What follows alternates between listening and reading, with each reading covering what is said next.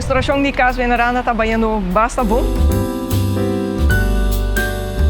Depois de algum luna, ora nós começamos a pegar a puntrami, nós não temos nada, o que está passando, pero o trabalho abai den e parte para den e parte abaixo que não está for de caminho, pero agora que nós saímos para fora, é fair para aplicar tem pleister en para o dak novo, o dak aqui na 24.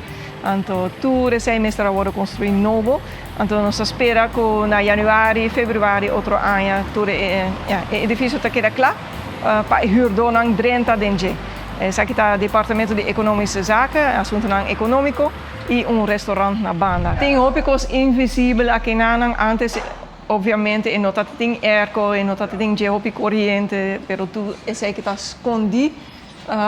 Pero na mestre chega na JC, também painel solar, nós não trabalhamos subir dak, não worry, pero não tem e full instalação está integrada dentro do edifício.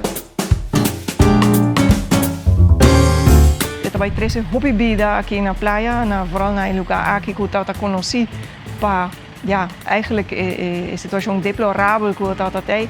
Então, nós estamos super contentes como Stichting Monumentenfonds, agora que de 3 edifícios riba esquina aqui, nós temos a escola de 1888, que agora que está a rekenkamer, está a escola antes, depois biblioteca, nós temos o stadhuis e censo na banda, e agora essa aqui está queda claro, full e parte aqui de praia, também há vida novo, então nós esperamos que o gente por visitar, para aqui na e echt desfrutar de nosso monumento.